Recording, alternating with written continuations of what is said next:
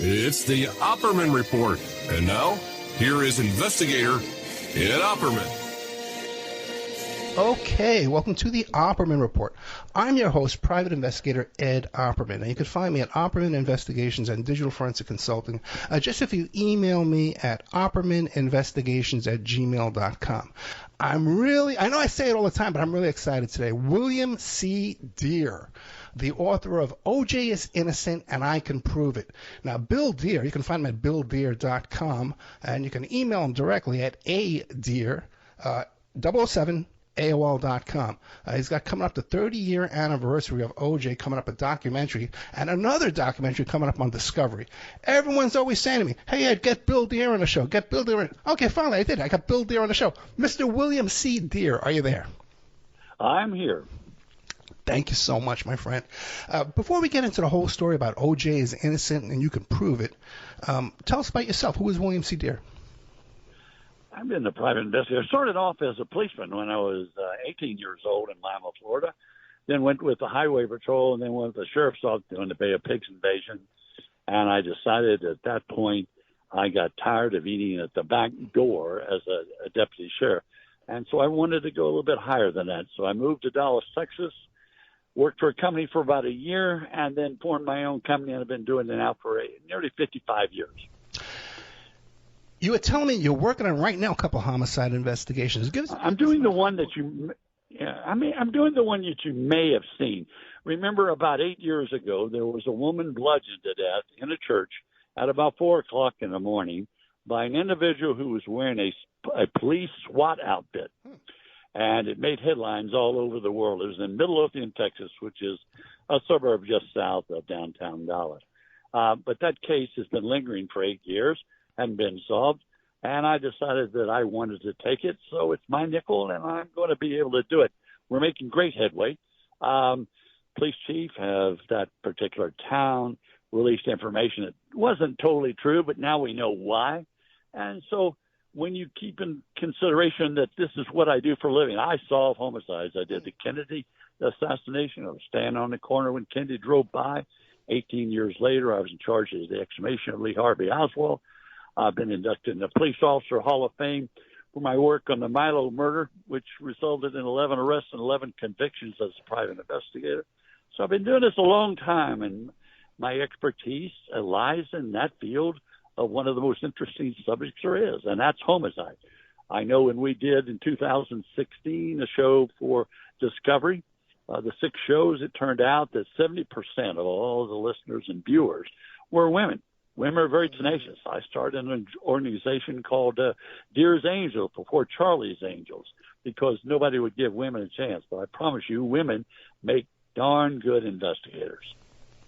Yeah, that's so true. The true crime audience is majority female. So how has your theory here about Jason?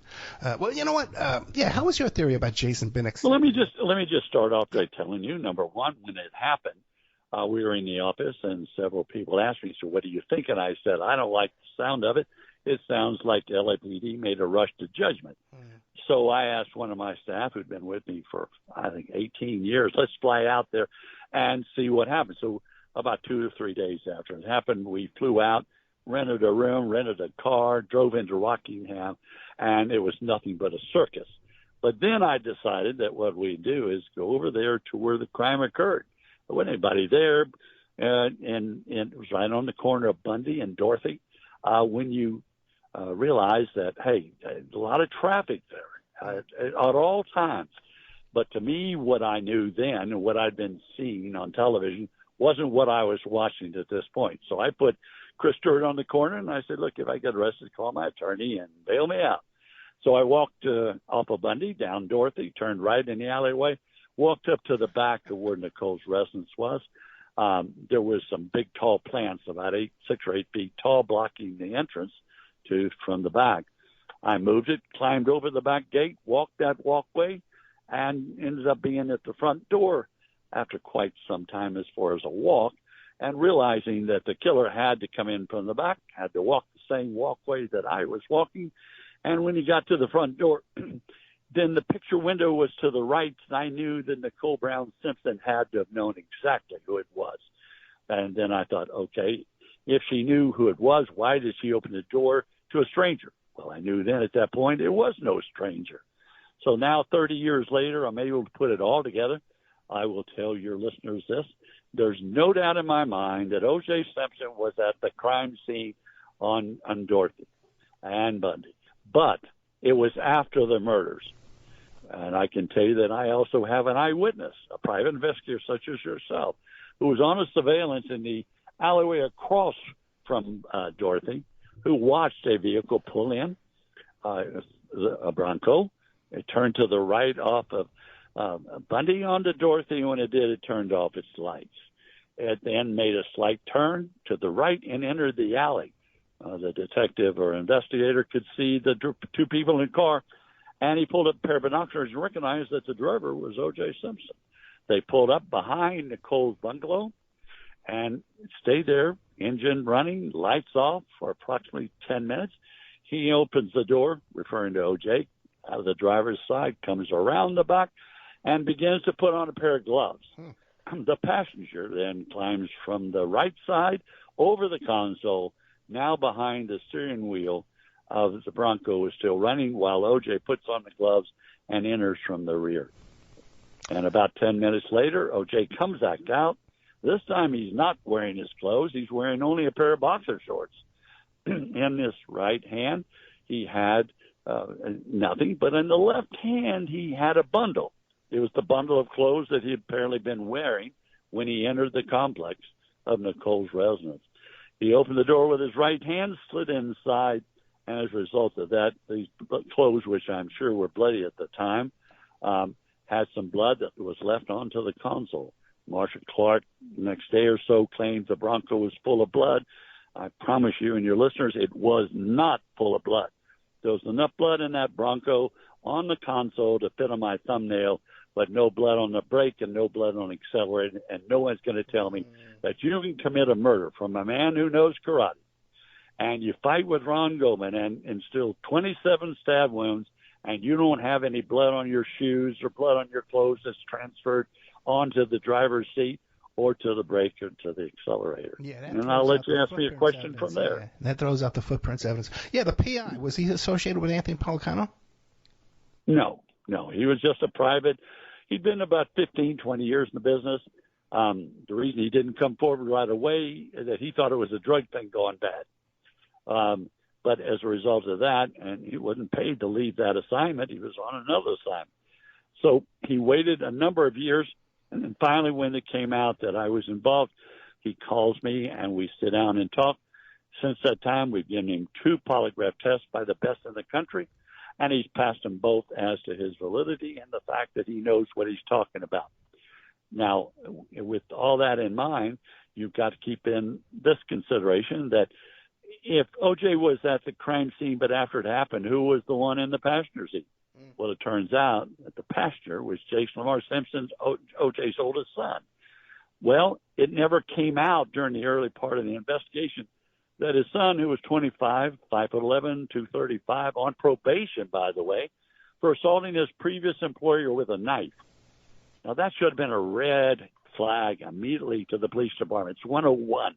But they didn't do that. They made a rush to judgment, and they arrested O.J. thinking O.J. did it, which I promise you he did not do it, but he's protecting his son and has been for many, many years. As you know, O.J. passed away a week or so ago. I was going to be meeting with him, but I did not realize with the prostate cancer that he had, it was that serious. And I knew that if it did become serious, I might have the great opportunity to sit down and talk with him. And if I did, I was hoping, beyond hope, that at that time he would admit his participation in it. And because I really feel sorry for him. The man suffered more than what anybody realizes. O.J. protected the one person that he felt he was obligated to do, and that was Jason. He'd had trouble with Jason when he was playing football at the age of 10. Sports Illustrated has an article dated back that length of time showing that O.J. had been interviewed and said, I'm going to have to stay home and take care of my son because he is a troubled child and we can't control him. Well, the son continued with that problem for many, many years. Had a drug alcohol problem, abuse of drugs, had been in the psychiatric unit. He had attempted 3 attempted suicides, was known to carry a knife, and on the particular night of the murders, Nicole was going to be supposedly having dinner at a restaurant where normally he would be the chef, but only the sous chef. The regular chef who owned the restaurant took off that Sunday. As a result, Jason then became the acting chef and was preparing dinner for 13. But Nicole never showed up. You don't do that to somebody who suffers rage disorder, who's on medication-controlled intermittent rage disorder, who had checked into Cedars-Sinai just 6 weeks prior to that and told the attending physician, I'm out of my medication and I'm about to rage. And that right there, if the police department had done their job in the first place, this thing would not have lasted 30 years. I've been involved in it 30 years only because of the fact I did my best to see if O.J. would come forward, but he didn't. But I can tell you now, even though he's passed away, I have every intention of taking all the evidence I have, and I promise you I have a great deal of evidence, and I'm going to take it before the grand jury, and hopefully we'll get an indictment. And I want the reputation that O.J. had back. That's the same thing that after he was found not guilty, he ended up in Las Vegas. And what happened there? He ends up getting arrested for an armed robbery, which was so phony. And I say that as a person who's been in this business for years. 4 judges and I sat down. We knew that he was being played at this particular time. He was at a wedding. He got a call from this individual who had set up this meeting with 2 memorabilia dealers and called O.J. and told him, said, O.J., they're trying to sell your memorabilia. He said, I don't give a damn. I'm not going to come over there. The man called him back. We know who he is, 4-time convicted felon. He's well known in the industry. So he had placed recording devices on top of this small room that contained 1 bed, but it had a good recording system and recorded the entire conversation. He calls O.J. and said, O.J., now they're selling your mother's stuff. Well, that's one thing that set him off. So then he asked 2 or 3 friends, if you want to go with me, I'm going over to get my stuff back. And that's exactly what he did. When he entered Las Vegas, you see him walking the hallway. He enters the small room down. There was a cheap room of that particular hotel. Opens the door, and all the memorabilia was on that single bed. The 2 memorabilia dealers had been from L.A., and this guy had brought them over with the understanding he was going to buy all this stuff. O.J. gathered the stuff up, and they admitted later it was his stuff, but yet 90% of it was. And so he gathered it, and the people that were with him left. They didn't pull a gun. One of the guys had a permit for a gun, and that's a crock that if anybody says that O.J. pulled a gun, that's a bunch of nonsense. They left. O.J. called the police department in Las Vegas and said, look, I picked up my stuff. I have it. There's a few things that aren't mine. If you want to come get it, fine. If not, you want to tell them to come get it, I'll be glad to give it back. But instead, it was a setup. And the next thing you know, poor O.J. gets arrested again, and this time for a so-called armed robbery. And Nick spends 9 years in prison for something that son of a gun didn't do. Yeah, I was in Vegas for that, and some of his co-defendants, like you said, they were armed, and they even had better defenses than O.J. did. They all got better dispositions in their cases, every single one of them. That's a whole nother story, a whole nother show for us, my friend. Back to the PI though, real quick. So you have a sworn statement from him. You have like a video deposition from him. What do you have? I have both. I have both video and I have it written. But you're talking about the investigator. Yeah, the witness, yeah. Yeah, certainly. Yeah, we have him on tape, on film. I will share this with you. Yeah. About 10 years ago, I did a short film, and it aired in Santa Monica. And it was my short investigation on the case and bringing it current. And when it was a full house at the theater, so when it came out, there was a lady waiting who had been sitting in the back of the theater, came out and told my assistant, he said, she wants to talk to you. And I said, okay. So when I got through with several other people, we spoke. We took pictures of her. We can prove everything we said. And she said, quote, Mr. Deere, I promise you, my brother was Robert Kardashian, whom you know. I was his sister. Before he died, he made me promise that if I ever saw you and make every attempt to do so, tell you that you got it right. O.J. did not commit the murders. Jason did. Now, you can't get it better than that. Now you've been in the public eye on this case for 30 years. Have you ever talked to Jason or O.J.? There was a meeting set up for me to visit with O.J., but I felt because this was my investigation, I did not want to have anybody involved. Nobody paid me. It was my money. I've done very well in this business. I work some of the top murder and kidnappings around the world, and then I do cases sometimes for $10 for children that have been kidnapped.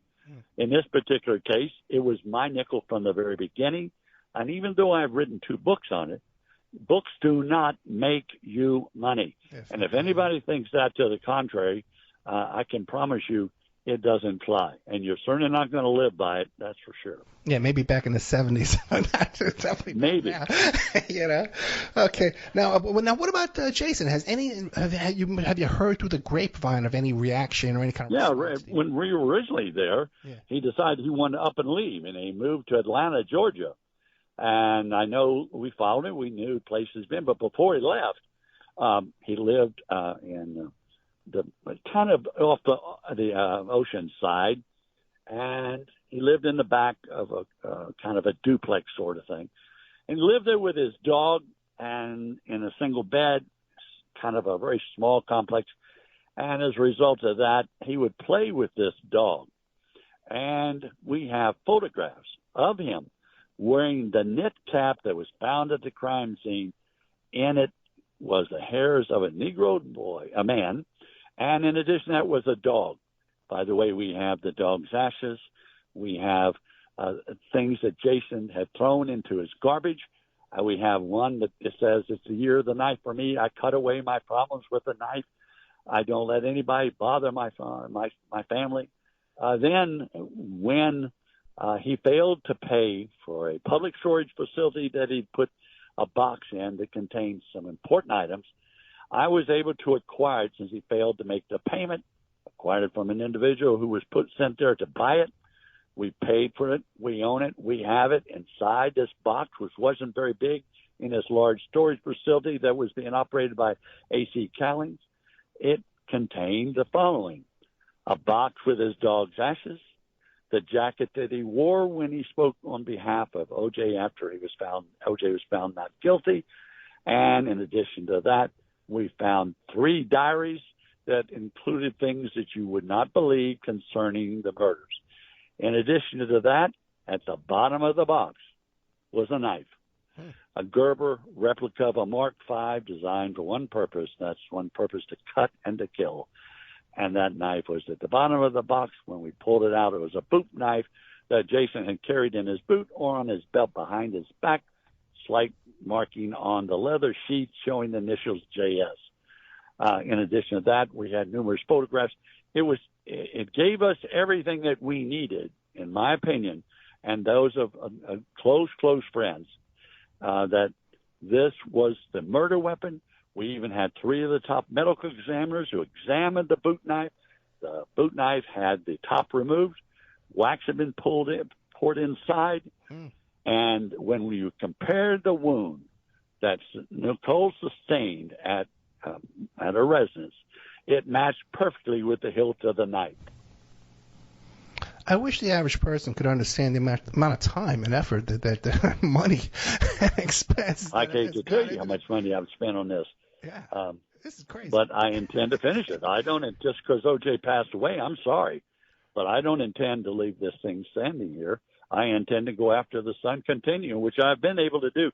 And now we've got some big breaks. We had a guy told us that Jason had attacked him and nearly beat him to death in a fit of rage when he got fired. We know another woman who he cut up all her hair. We know another woman who he threw in a bathtub that had no water in it. We have another woman who he bashed out the pastor's window and pulled her out through the window and began beating her before his friends stopped him.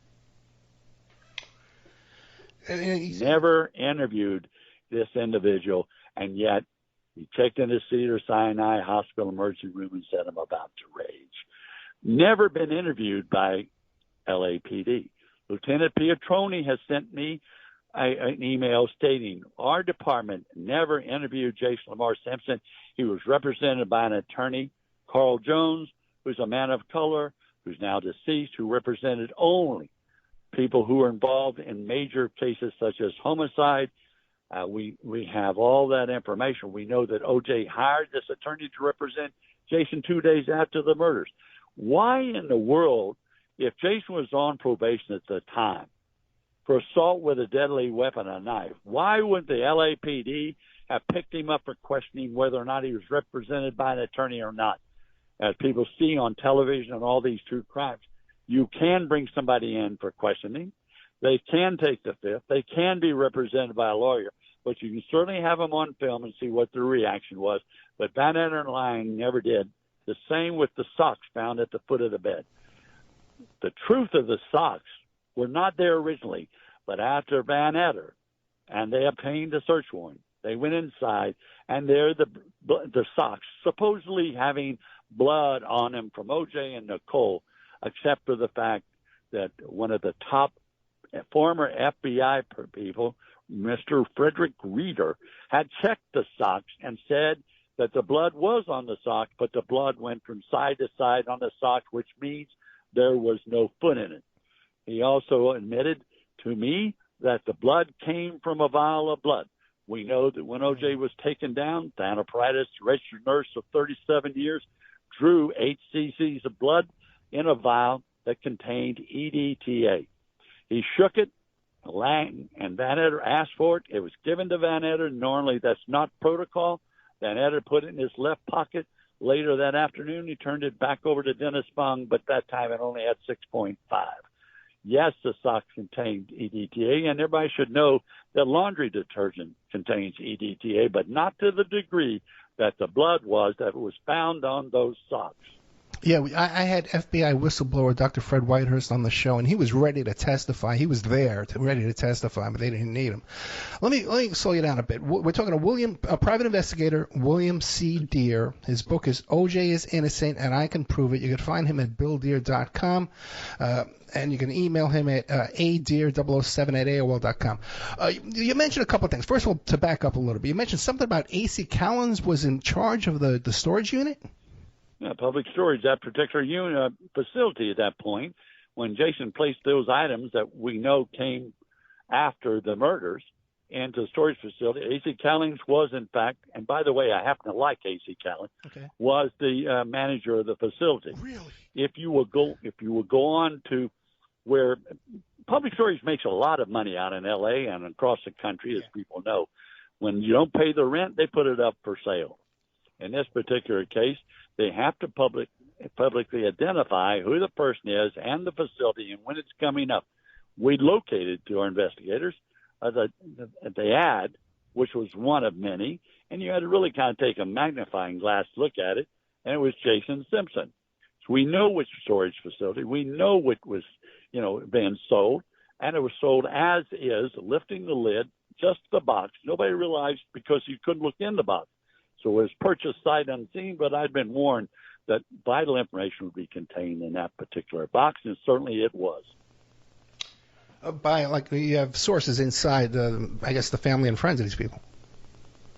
Yeah, I've been tipped that he had put something in the public storage but failed to pay it. And so we checked in when we found the ad. We knew we were right, and we verified the information. Okay. So it's all, everything that, people, I get emails from people who irate that I believe O.J.'s innocent. Yeah. I've never met him, never been paid by him, don't know him that well as a personal friend. I know he's done some stupid things after the murders. There's no doubt about it. But I will tell you this, as God is my witness, the man died innocent of the murders of Nicole Brown Simpson and Ron Goldman. Now, you mentioned that he had hired an attorney, Mr. Jones, I believe it was, for Carl Jones. Carl right. Jones. But O.J., he had Howard Weitzman, who allowed him to be interrogated without an attorney or questioned without an attorney. He knew he was innocent. He knew he didn't have to worry about it. O.J. did. Weitzman did. Weitzman had been told by O.J., I didn't do it. And he was assured by O.J. Keep in mind, Why would you get in the car with two detectives when your attorney told you not to? You go down to the jail.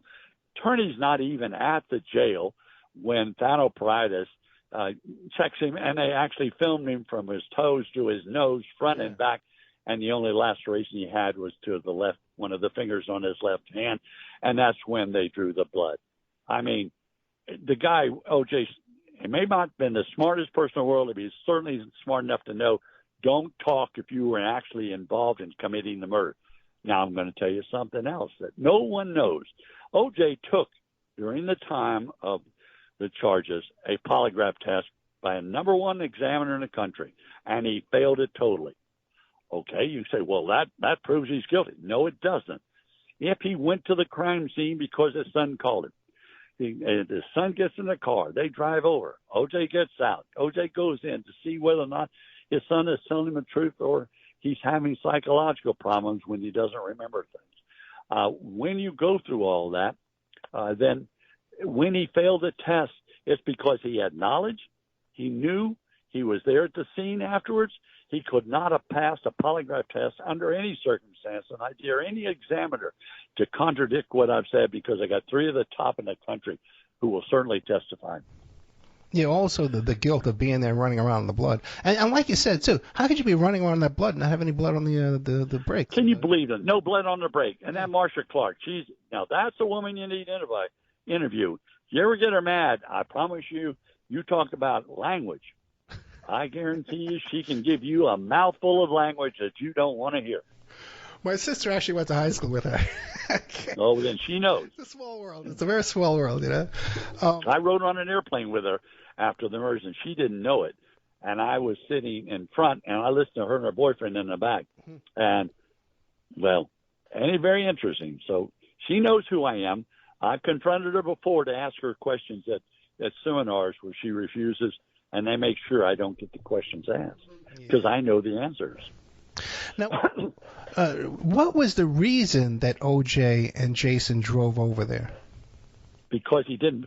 His son been in a psychiatric unit, and a lot of times on his medical records, I have the medical records, I have the psychiatric analysis too. When he does that, sometimes he does not remember what he really did, and because of the fact on the night of the recital, O.J. had gone to the recital but was not invited to go eat with Nicole and the family who was going to be eating at Mesa Luna restaurant. And she was going to have her entire family there, about 13. Jason was preparing a meal for 13 people, expecting Nicole to be there, not at Mesa Luna, but at Jackson's restaurant at 8908 Beverly Boulevard in Beverly Hills. And instead of showing up, never calling, you don't do that to somebody who suffers intermittent rage disorder, who suffers from alcoholism, who suffers from drug abuse, who's been in a psychiatric unit, who's failed to take his medication, and all of a sudden you leave him. And there he stands waiting, face in his hands and totally embarrassed of all the people there at work. Now, you also know that, or probably have heard, that the owner of the restaurant gave Jason an airtight alibi that Jason was cooking in front of 200 people that night. That is a total untruth. There were 33 people there that night. Jason left early with his girlfriend, Jennifer Green. The owner of the restaurant was not there. He was at his home with his mother and father preparing a barbecue dinner out in the backyard with about 30, 40 other people, and there's no way whatsoever they could have given him an airtight alibi. And the guy has now rescinded the alibi because he said, I thought I was helping Jason. Well, he wasn't helping him, except for the fact that the police never interviewed him. The same as the civil attorney said when he was taking his deposition. His partner looked over and said, if Jason didn't have an airtight alibi, I would have considered him the major suspect. Well, guess what? Jason Lamar Simpson did not have an airtight alibi on the night of the murders. So let me see if I'm clear. So Jason went there, did the murders, and I suppose if he would have seen Ron Goldman... Well, he confronted her. He didn't go there with intentions to kill her. Right. What he did was he was mad, furious because she had embarrassed him, and even in his psychiatric, he doesn't like women to lie to him. So he went over there to confront her. She was expecting Ron Goldman. He comes in the back gate, which he had access to, They'd gone out dancing, gone to restaurants together. So he comes up front, knocks on the door. She sees at the window. She opens the door, steps out, and then they get into a confrontation. In all probability, she slaps him, which is what she's known to do. That sets him off. He reaches for his knife, and about that time, Ron Goldman is coming in from the back. Here's the altercation occurring. Hollers, hey, hey, hey, runs up. Ron Goldman did not have a knife to protect himself, but he knew karate, and that's when the fight ensued. But before that time, Jason had taken the knife and come down with it, with the butt of the knife on top of Nicole's skull, rendering her unconscious.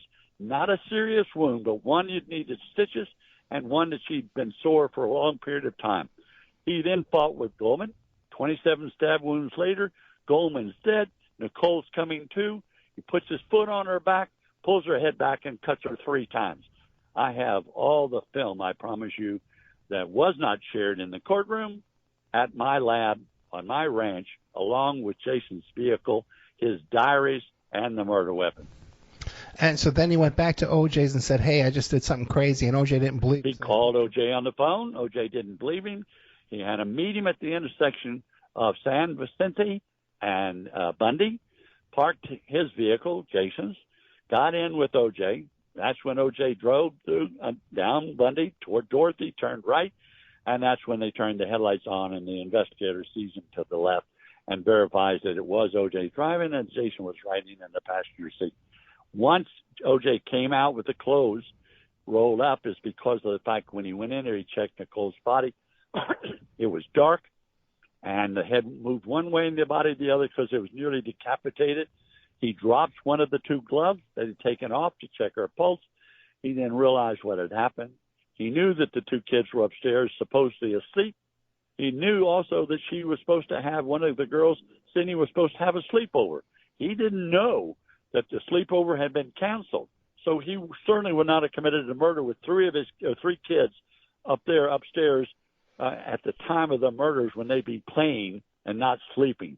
So it all points and makes sense. It's just that LAPD and those involved, and I promise you involved, have withheld stuff that should never have been withheld. Van Etter's deceased now. Sorry about that. Tom Lang is a good guy as far as I know, but I can assure you that all I have is facts. And you know, it's just like somebody said to me the other day, well, why doesn't Jason sue you in 30 years? Well, I can tell you why. Exactly. Because in a civil lawsuit, I have the right to take that boy's man's deposition. And I promise you the questions that I would ask, I have the answers for, and he certainly does not want that to be made a part of records. Okay, a couple of things. The medical examiner at the preliminary hearing testified that there were 2 knives. Yes. What do you think? Well, I have the knife that committed the murder. One is a double-bladed knife. It could have been, I said, one knife. Could have been a double-bladed knife, 2 knives. It was a double-bladed knife, and that's what we found in the bottom of the bottle. I'm just going by memory from my interviews with T.H. Johnson, that the Emmy, and I saw the video in his movie, that the Emmy said that there was one knife was a double-sided and the other one was just one-sided. They're full of hot air. You don't think so? It was one knife, one person perpetrator, and a double-bladed knife that had been cut or sharpened on both sides at different types, which might give you the indication that there were 2 knives. I don't think they ever said there were 2 knives. They said the possibility of 2 knives or a knife that was a double-bladed knife, razor sharp on both sides. Yeah, that actual video is in the film Serpents Rising. If anybody I don't care what's in that video. I'm talking to the audience. I'm trying to. Oh, okay. An audience too, Bill. We're talking to private investigator William C. Deere. The book is O.J. is Innocent, and I Can Prove It. You can find him at BillDeere.com. Now, what about any injuries to Jason the next day? Did he must have, if he did all the fighting, he must have been covered too, right? Well, again, being the sous chef, he preps meat. So he went back with his vehicle, the Jeep that we have now in our possession, took off the bloody clothes, put him in the hamper, and the laundry comes on Monday. Now he's been given an airtight alibi by Alan Ladd Jackson, the guy who owns. But again, here's the kicker. There was a silent partner in Jackson's. That partner furnished to me the time card for the night in question. And the time card had been altered. I have that time card. You have the original. I have a copy of the original. Copy. Yes. Gotcha. Okay. So now, if you got all this, man, are you talking to the prosecutor's office and the DA's office? They don't listen. They're not going to be made. They already have been made a fool of. They've spent millions and millions of dollars. They don't want to. They hope that I'll pass away. Mm-hmm. Guess what? I'm not going to anytime soon. They hope I'll go away, but I'm not going away.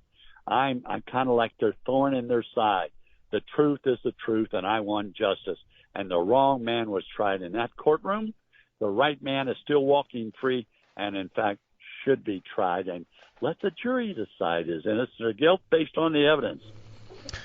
Now, Furman, you believe Furman planted that glove? No, absolutely not. Really?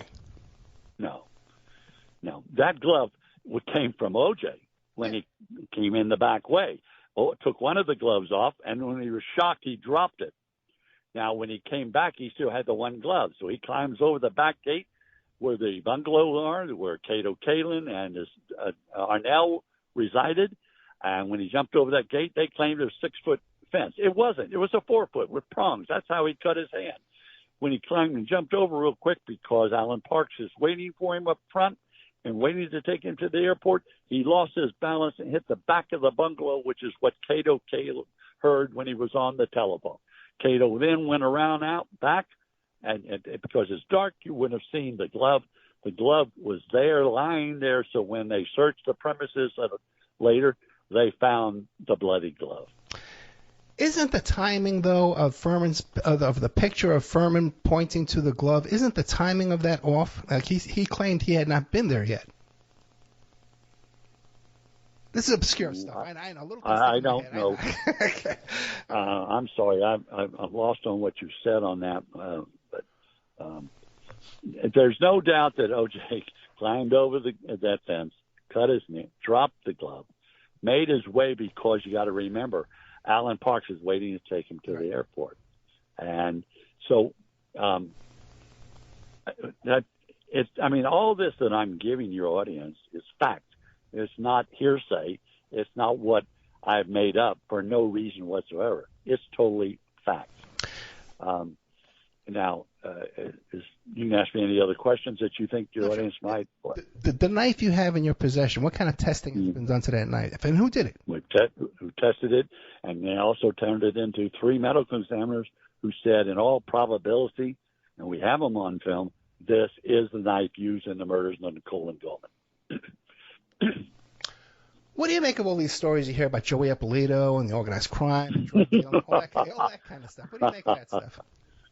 I don't know. Have they ever found Joey Ippolito? I don't know. Supposedly he disappeared. So they said that he was a knee breaker. Yeah. I mean, A.C. Callings was a knee breaker for Joey Ippolito, which to your audience means you go out and collect money that's owed to them. He disappeared. I don't know for sure. You can probably hit your computer and find out if he's ever surfaced or not. So let's think here. Huh? I said, let's think. What about all this stuff that just recently came out? All this stuff about Charlie, that's the biggest farce in the world. That guy tried to sell me that story for the last 10 years. Wait, who came to you with that story? A guy named the guy that wrote the damn thing. Excuse me, the guy that wrote the thing. Yeah. And they wanted me on a show the other day.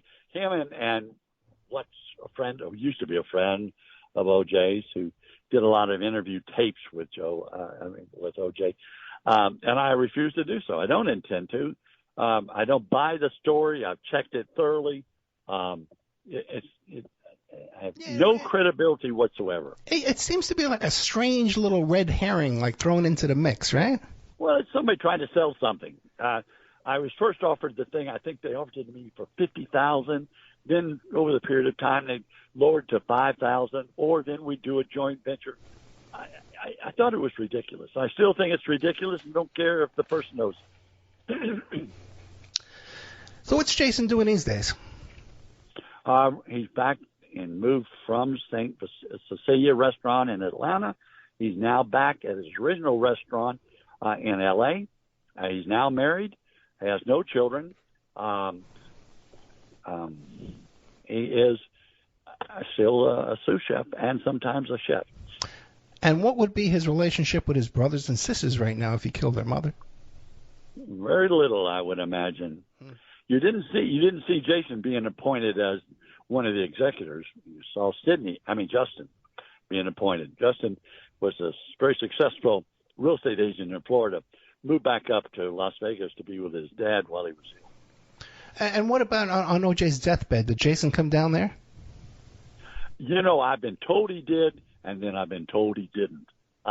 I will find out pretty soon. I don't know. And you hear these stories about O.J. had everybody sign NDAs, had them leave the phones out of the list. What do you make of all that? What do they know? I mean, do they know what I know? Absolutely not. They were young kids. No, I know that, but O.J. must have known something. You think he made a deathbed? Well, certainly he did. He could have said, "Look, I didn't do it, and I've said it all along, and I'm saying it again on my deathbed." But I don't know. I wasn't present. I do know he lived in a gated community. I know he played golf all the time.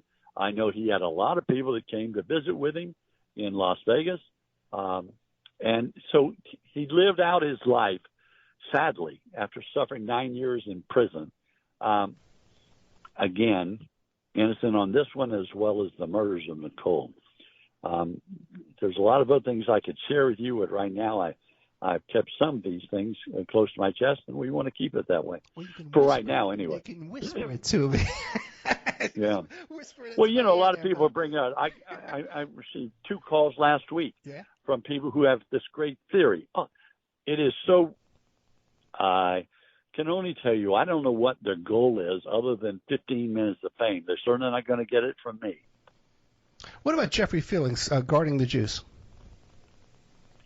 The prison guard. What do you make of that? Oh, I'm not going to even go there. Really? I promise you I don't. Okay. Yeah, no. I wish no, I just rather not. Do I think he plays any important part? Not particularly, no.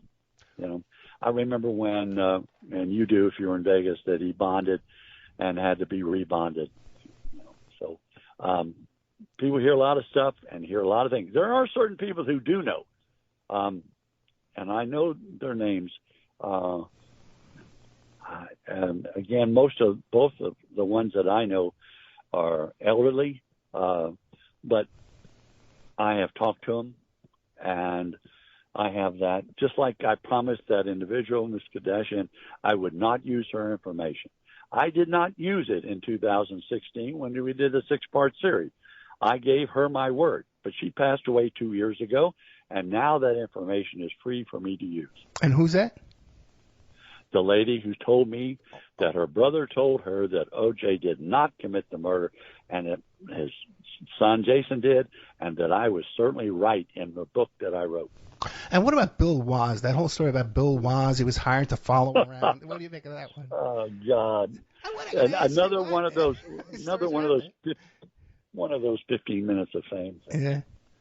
Okay. Have no comment. We could go on this for about 3 hours and still keep talking. Minutes left. We can't go 3 hours. I don't have a 3-hour show anymore. Okay, got a 1-hour show now, 51 minutes. And we only got about 5 minutes left. Well, what would you like to leave with us in the last 5 minutes? I think I really pretty well covered it. Do I believe that O.J.'s innocent? You bet I do. Do I feel I have the sufficient evidence to cover that, making those kind of statements? I certainly do. Do I think the LAPD will do anything about it? No. It's the same way that I had contacted the district attorney's office and asked if our experts could examine the glove and a knit cap, and I have the documentation. They wrote me back, we can't find it. We don't know where it's at, but when we find it, we will certainly make arrangements for your experts to look at it. Well, guess what? In Las Vegas, Nevada, shortly after that, the LAPD had a homicide convention where they showed Sirhan's jacket and that of Robert Kennedy. And guess what? In a case, a plexiglass case, was the knit cap and the glove. Yet, according to the billboard and in Las Vegas at the hotel, This was the authentic one furnished by LAPD. We interviewed the officer on duty who said he was there from LAPD to guard it and that it was being presented by the Homicide Division of LAPD. So when we contacted the district attorney again, said, hey, guess what, people? You couldn't find it. We did find it. Can we now examine it? Never heard from them since. Well, let me ask you a question, because you have this witness, you have this box with the hat and the knife. What describe to me the exact efforts you've taken to present this evidence to the district attorney's office? Well, we've offered to them, told them what we had, received back from LA. In person? I beg pardon? How have you done it? You sent them a letter? Well, yeah, we've done it both in person and had an attorney do it, plus we've done it by email, and I have all the documentation. The documentation, and LAPD's public relations officer sent us an email, which we have. O.J. committed the murders of Nicole Brown Simpson. The jury found him not guilty. We say he's guilty, case closed. You don't close a case of homicide until the case is closed. There are no statute of limitations, no matter what people think, on murder. And what about, now, you mentioned this private investigator that was there as a first-hand eyewitness. He didn't want to come forward. But we do know that somehow Pelicano was involved in all this, because they even mentioned they mentioned the sidebars in court. I don't care what it said. He wasn't involved. He's had his own problems, as you well know. Sure. You know, I think his truth and veracity certainly has been up for question. I would agree with that. Okay. When you're finding out it's C4 and it's safe, I think there's a problem, right? Okay. All right. I think that speaks for itself. Yeah, I hear whatever. So don't get upset with me, Bill. So what do we? No, I'm not. I'm just saying that. And you're interviewing me, and I get upset when I find that there's certain people who think that they know things they don't know and want people to think they do know it. Gotcha. That's a play on words, but anyway. I've been doing this too long. I know. Well, how old are you? I'm not telling. No, I'm kidding. You want to know? Yeah. Let's guess at it. I've been doing this for nearly 60 years. So how old are you? Yeah, I did the Bay of Pigs invasion, so I can promise you that, and I did the Kennedy assassination. Yeah. And that's a good story in itself, too. So I'd like to have you come back and talk about that. But let me ask you this. So then 30 years ago, how old were you when you're hopping Well, over I can tell you how old I am now, okay? I'm 86 years old. 86, that's not so bad. So then you would have... No, I plan on being around a lot longer. So then you were 56 when you were hopping over that wall, right? 86 years old, and I was 56 when I climbed over that gate and walked that walkway, and will never forget it as I sat there looking at the blood all over the sidewalk and the fence where Ron Goldman was laying on his back, and then seeing the blood and seeing the strike marks of where her head was pulled back and her throat was cut. I have my own crime lab at my ranch in a place called Mount Calm, Texas, just south of downtown Dallas and just a little bit north of Waco. But we have vaults that we keep all the items in all the murder cases that I've been involved in over the period of years. And so we can research anytime we want. We probably have in those two big giant bank vaults 50 or probably more than that, like 70 or 80 file boxes full of records. So then how many death penalty cases, homicide cases have you testified at? I don't represent criminals. I'm never representing criminals. Don't intend to represent criminals. I started out in this business believing in truth and justice, and as a result, the only time I've ever worked on a criminal case is when I was court assigned, and I informed them then that to tell the attorney I'm going to tell it just the way it is, and that's the way it was, and that's the only one I've worked and won't work any others. Let me ask you this, William C. Deere, are there any questions you think I haven't asked you that you want the audience to know? Not particularly. I think you did a good job of what you asked. You don't like some of my questions, I could tell. Okay, but Bill, I said you don't like some of my questions, I could tell. Oh no, I did. I'll be honest with you. I may have that sounding hostility in my voice, but that's not true. You're the messenger, not the individual that committed or was involved. You're just giving a show. I hear you, man. I walk into a place, I got that angry face. I says, look, I'm really not that angry. No, I'm not angry. I've confronted and stood in front of killers before. Yeah. When we arrested those 11 people up in Akron, Ohio, we got 11 arrests. I still hold the U.S. record for the largest number of people ever arrested in conviction history of the United States. I've been inducted in the Hall of Fame, not as a police officer, but as a private investigator. So I'm in the Hall of Fame. I mean, come on. Could I have made a lot of money defending people? You bet. Yeah. I didn't do that then, and I never intend to do that now. The day I do that, I'll hang it up. Only got a couple of minutes left. What can we find in this 30-year anniversary of the O.J. case we're going to see in October? Probably similar to what you've heard today, and maybe a little bit more, and a few surprises on top of that. And right now, like I said, I'm working on this murder case in Midlothian, Texas, that made headlines all over the world, and I'm hoping to bring that to fruition. It's been hiding there for 8 years, and so as a result of that, I decided let's solve this case. And that's exactly what I'm going to do. And with the death of O.J., do you think maybe the inner circle around O.J. must be aware of Jason? Do you think it would be more likely now that someone would come forward with some insight? No, I don't think so. I think when O.J. probably made them promise never to say anything, and I wouldn't doubt that. He never said it on his deathbed. He didn't say it in the 30 years. I will tell you this, when he was in the 9 years that he served in prison, then they brought him to Vegas during a hearing. If you'll look on the records, you'll see that I was honored in a way to sit behind him. Oh, really? During that hearing, you'll see O.J. there, and you'll see me sitting right. First day, I was sitting off to the side. The second day, they made it available so I could sit behind him. He knew I was there. I can't tell you how he knew, but he knew I was there. And I felt sorry for him then, feel sorry for him now. He's gone to a much, much better place.